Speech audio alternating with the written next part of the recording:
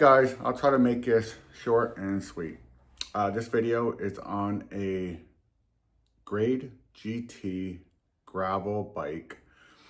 We ended up stripping it down and we ended up doing a raspberry top coat. It was 3 coats. It was aluminum, then raspberry, then sapphire clear or something like that. So hope you enjoy the video. Here, either before this video comes out or just after the video, there's going to be a standalone video for a couple minutes just to announce the winner of our mobile blasting trailer giveaway. When the trailer got done, we're going to do a giveaway. If it has not come out by the time you do this, subscribe, look in the description, or I'll put it up here. You'll be able to enter. Anybody can enter until the day I do it. The day I do the reading or pick the person, I will put it out that day. So you still have time if it's not out yet. That being said, there's another $250 giveaway coming up. There is a Greener Blast Technologies thing coming up. So watch that video I just showed you at the top of the screen there. It'll show you all the giveaways coming up this year, which is actually quite a few of them. So first thing you have to do is subscribe. Once you subscribe, every video or every giveaway we do each year, you have to be a subscriber. So as for the trailer, loving the trailer. We have a job coming up in Burlington, Vermont. We're gonna be doing some light posts. So I think I might video that. We usually don't with mobile blasting just because we're just constantly working. It's not like here in the shop. So I will try to do a video for that to show you this new system. All we really have to do left is I need to put an air reel on it, I'd say about a 1/4 inch hose, a retractor reel. I already bought it, just need to install it. And we need to do the compressor. It's tan, driving me freaking batshit. So we're gonna paint it black and then we're gonna have it done up. Of course, people say I kind of go over on doing my shit up, like my trucks and stuff. But honestly, it's just pride in our equipment. It's pride on where we're at. So I just like our stuff to look good. Also, it catches people's eyes, and it's great advertisement. So, okay, guys, enjoy the video.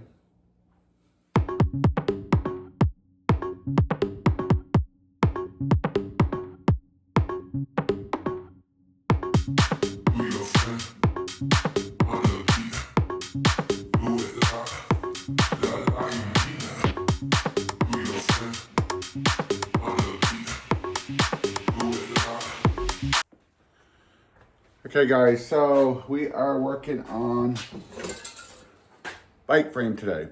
So this bike frame, we are actually going to do an acid. It's aluminum, so it's super light, which is awesome.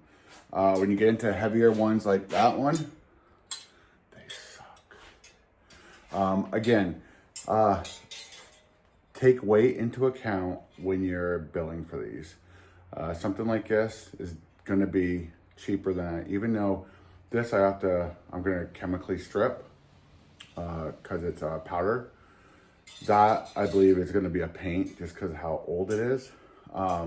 Paint comes off easier, powder comes off harder, but the weight difference in them, handling them is a big deal. So when you're pricing, always take weight into it. And again, like I mentioned, maybe in the last video, I don't know what video is going out first or not, but when you're pricing,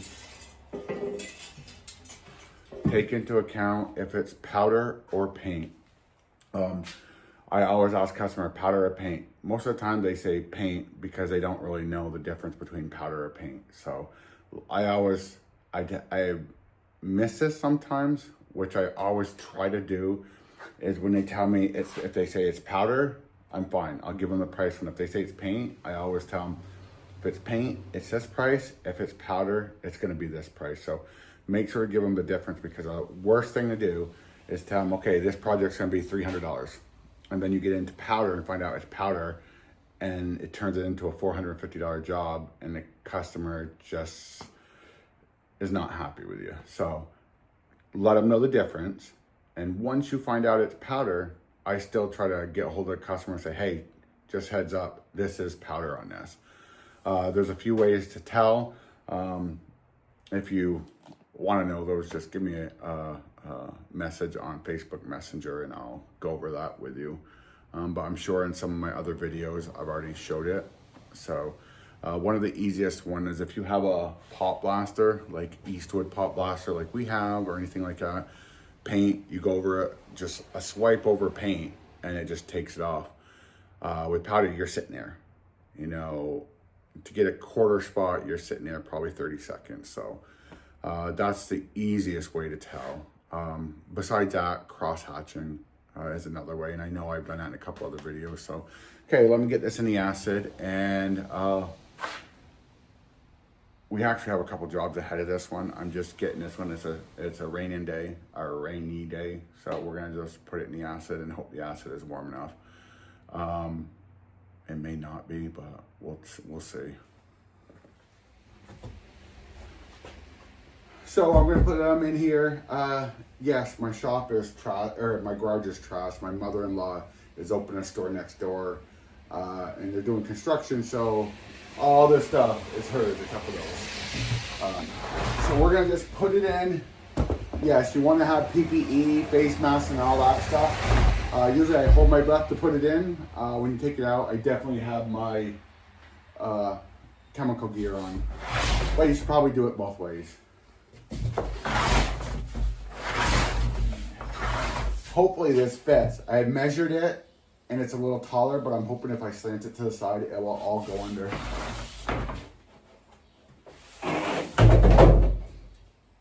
Of course, I didn't take account how low the chemical is. That sucks.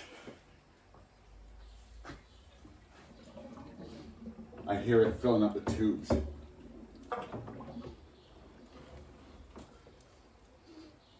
Fuck. Of course not. Whoa! Shit. That's gonna burn.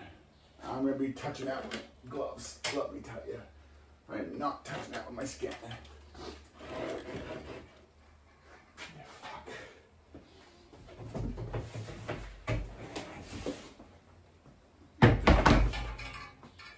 Worst case scenario is that because I have all this shit around me.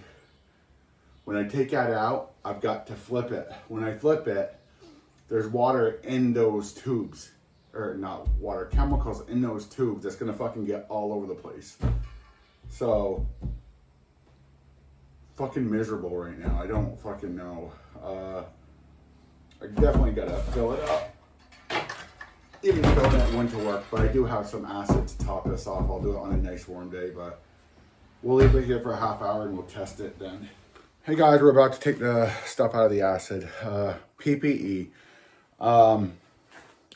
You ever hear that saying, don't do as I do? I don't know. You know what I'm talking about. Everybody knows that one. A lot of times we do shortcuts when it comes to PPE. Like when I'm doing powder, I have my ventilation and stuff there, and sometimes I don't put on my mask. Getting into this acid to start with, you know, I put my stuff in. There is a little bit of toxic chemicals coming off it, or toxic, whatever you want to call it, coming off it when you first open it up. So you should always wear it. I tried out when I remember. So bad habit on my part, don't make it a bad habit on yours. You'll live longer. So when you're dealing with rim strip or any of these things, don't think your 3M mask will protect you. They won't. The particles on the sulfuric acid and what's in this is so small that it's actually like a hazardous bioagent. It's seriously, I don't think, nothing at like Home Depot or any of those you can get. So what you really need to get is a biohazard mask. We have two of them. we buy ours from Mira Safety, M-I-R-A Safety. Every time I looked around for something for this acid, I kept getting told, first Home Depot and said, oh yes, yes, yes. But when I actually called the company and talked to them, they're like, no, don't use nothing like that. You have to use a biohazard mask for chemical agents. So overseas military use this. Our military does not use this one, but it is rated for even overseas military, and it only costs a few $100s. So get yourself something like this. Get yourself chemical gloves. Whoa, whoa, whoa. And then get yourself a rated chemical suit. I burnt my foot when I first started doing this. I was doing it in flip-flops. If you watch some of my videos prior to now, like when I first got the chemicals, I'd be in shorts and flip-flops. I learned my lesson, and it sucked. So, okay guys, enjoy the rest of the video.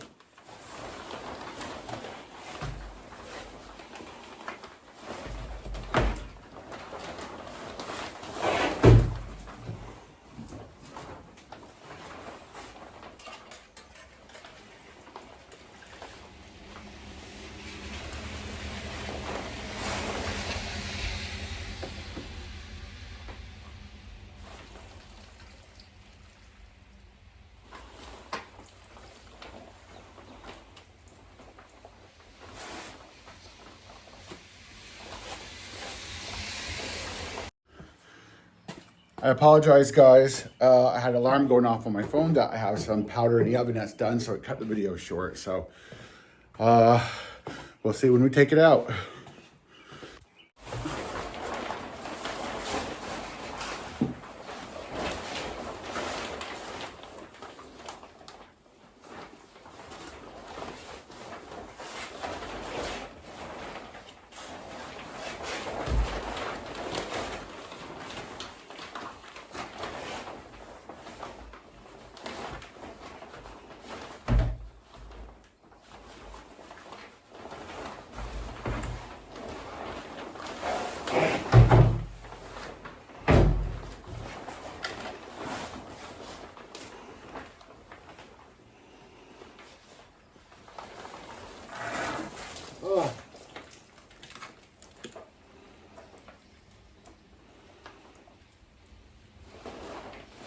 Dump some over there.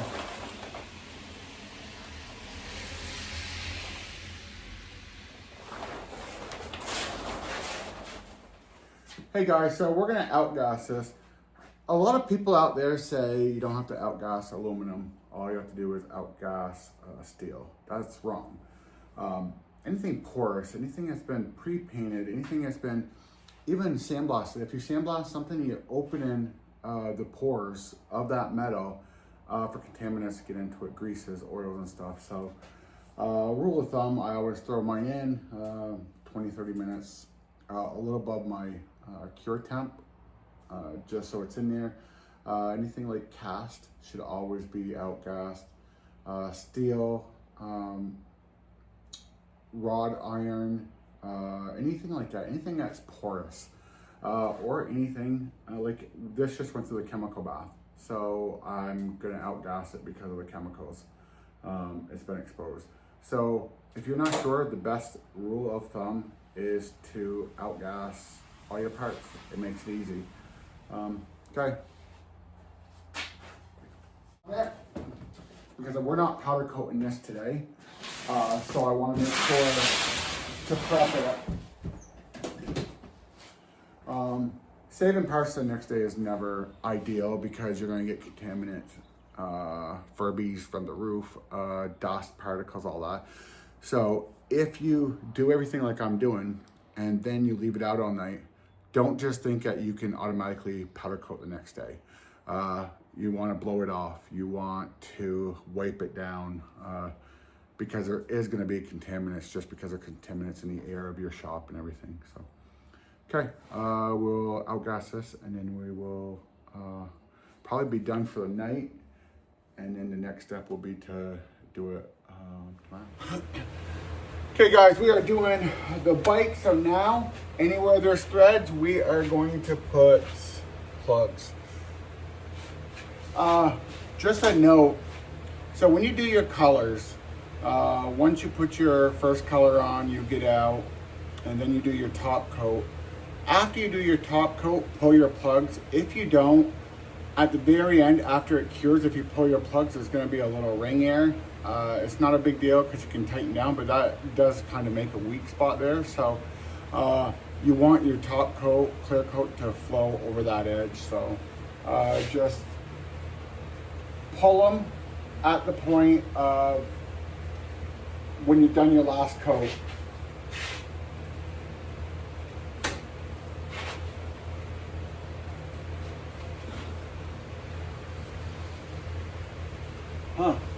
I got something on that. I don't know what the hell it is. I guess we are gonna take these off.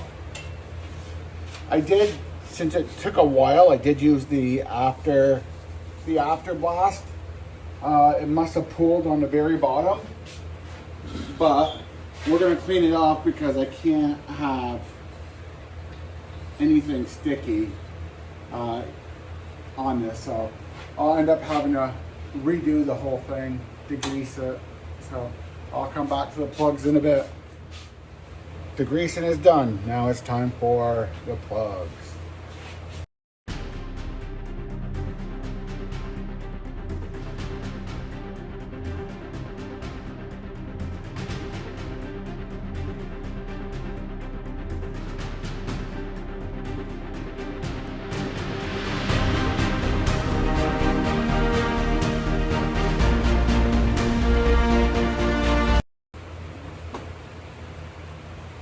Done.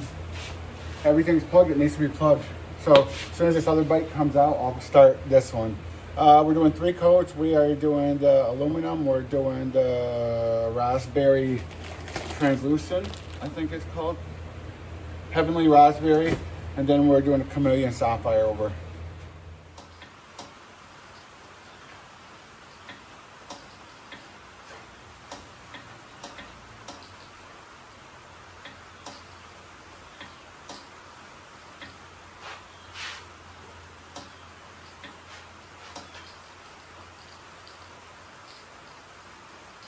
Oops, I got to turn on the fan.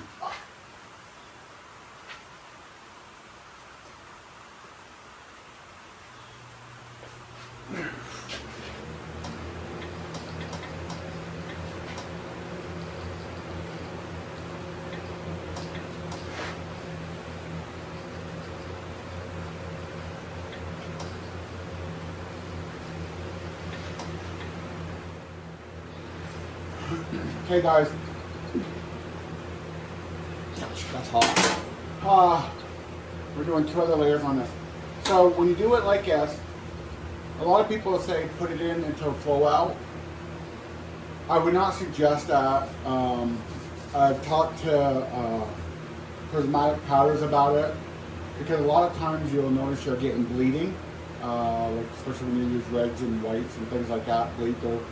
They told me the right way to do it is you go to part metal temp. So if it's 400, wait until it gets 400. Cook it 2 minutes during your curing cycle, which curing cycle does not start until you hit part metal temp. And then take it out and then do your next layer on top of it. Unless you're going to be doing this color, then I'm going clear, then it's till flow out, then it's your clear. If you're going to layer multiple layers on, then you go into a part metal temp, 2 minutes, pull out, and then do your next layer. Okay. Polished aluminum is out. First coat is out.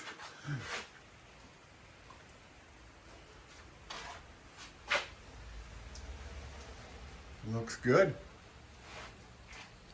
Of course, you can see the imperfections in the metal. It's nothing we did. It's just the metal itself. But yeah, it's looking really good. Happy with it. Okay, with the coat, the next coat. So we had it in there, part metal temp plus 2 minutes. it's a fine line on a second coat, as most of you guys know. So I do my second coat like I do my last coat. I try to keep the KVs down and then pull back with a bigger cloud. But first we have to make sure it's thickened. Oh, not that big of a cloud, but it is thickened, you can see. Whoa, holy shit. This stuff has a huge cloud. Okay, there, that's what we want. A nice, pretty cloud. It's a little girl's bike, so we want to make it as perfect as possible for her.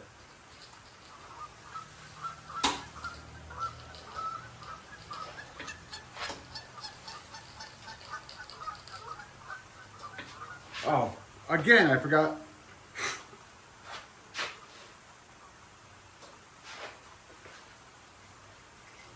Man.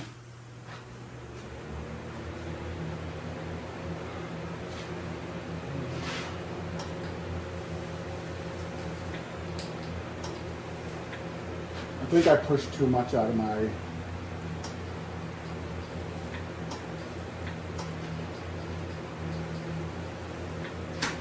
Turn the KV up a little bit, the cloud up a little bit.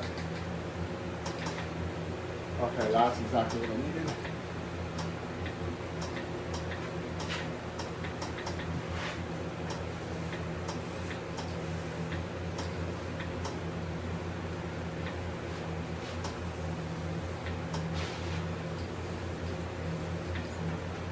We want to do it as even as we can.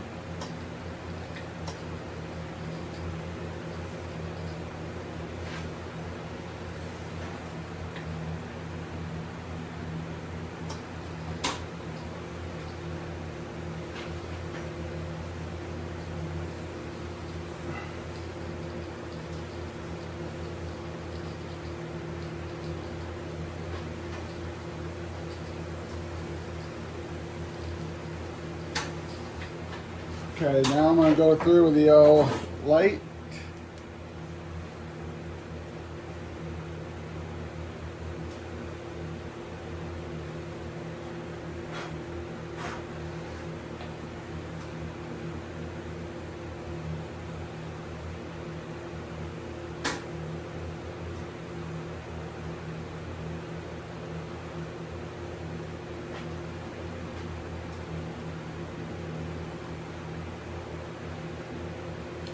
I don't understand, this metal is creating weird spots and I don't get it, and I don't know why. I mean, I'm getting complete coverage, it's just creating, I don't even know how to explain it.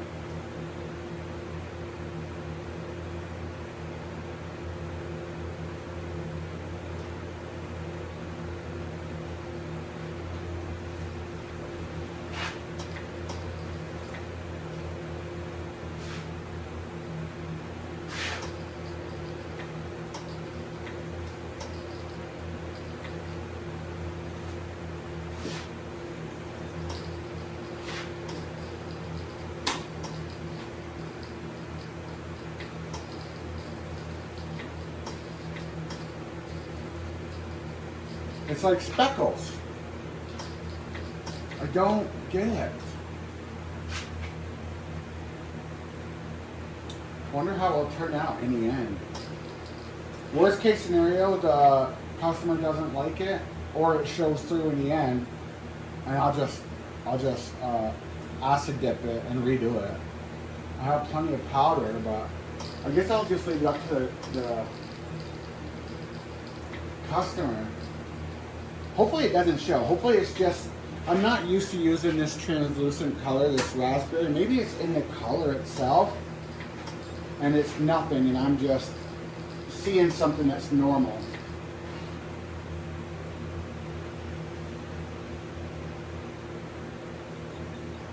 It's like little dogs. I don't like it. I don't. You know what, maybe I'll just blow it off and redo it. I don't know. I'll blow it off and redo it, and maybe it's, I don't know. Let's try it.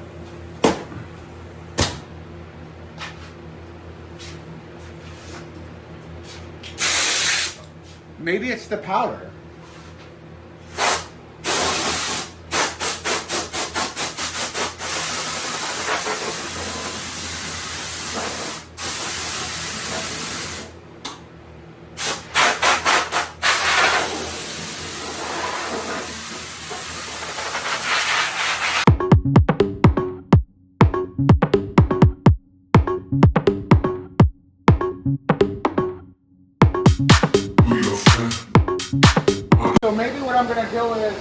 blocked it. Like, I don't understand. It was, I'm thinking the metal is porous on this, and it looked like little voids. It doesn't, it's not baconization. I'm down to like 3. So my KD is low. The microamp's about 5, and it's out of 10. And I can see it's porous in certain spots. Like, I'm getting a divot. I don't know. I'm gonna just try hot blocking it and see if I see that. If I see that same look while I hot block, then it's this. It's the metal. If I don't, I mean, it could be the powder. I don't know. We'll see. So while it's in there heating up, I'm gonna adjust my gun and try to get it set to where I want it. I want a good cloud because I'm gonna put it on like, I'm back a little bit, not like the last stage, because then it's too much powder and powder can run. And translucent is hard to do hot blocking, so you want a little bit, but not that much. Just enough to do a small coat. To me, that might be, yeah, that might be good. Okay. So now I'll fill up and we'll start from scratch, or start that section over. Okay guys, let's try this again.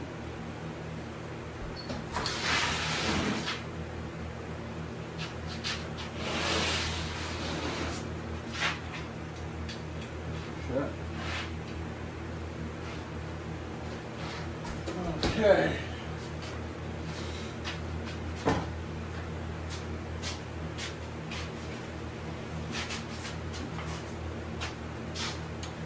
Let's see.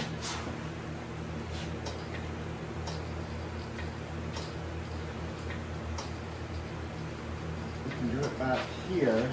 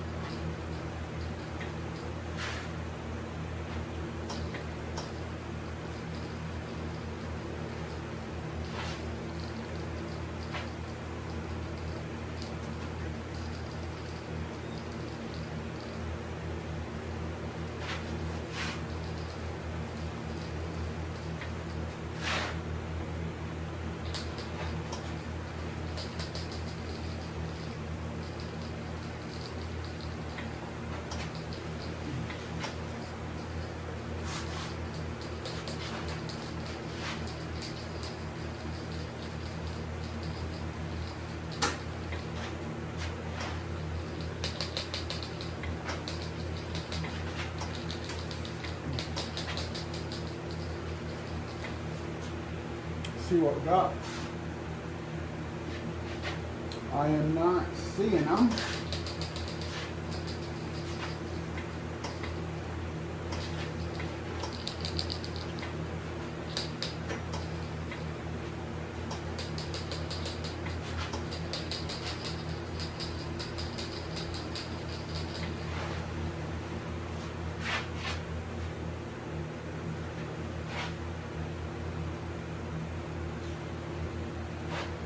Oh, maybe it was the powder.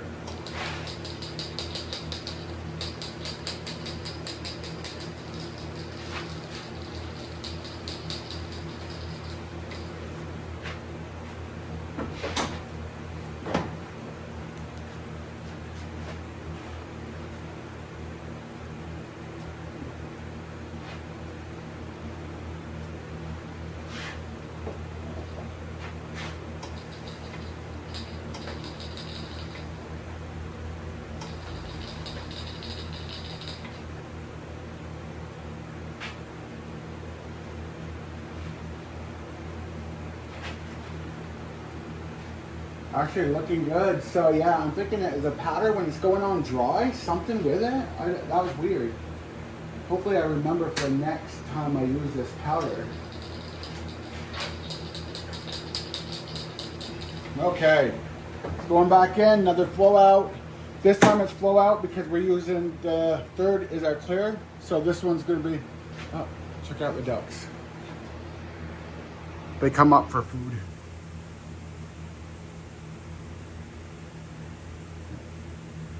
All they do is want food. Yesterday I'm into my blast pad. I was here with a customer the other day talking, and they came up squawking, bitching, feed me. But anyways. Okay, so this will go in, and it will go flow out, and then we'll put our last powder coat on. Okay guys, the last coat. What are we going to do the last coat? We are going to do the last coat wide.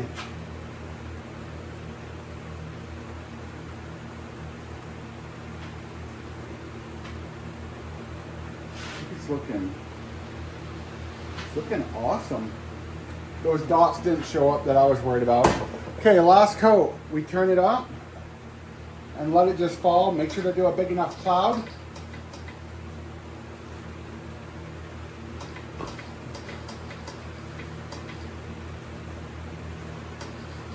This helps you stay away from fish eyes or anything like that. Just because you're not putting it up so close to it.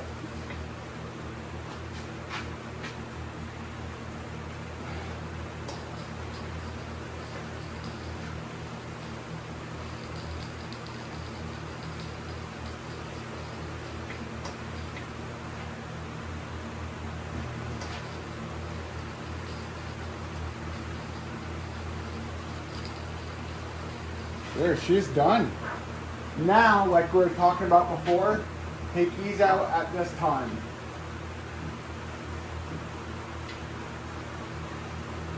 The reason is because there is always a lip created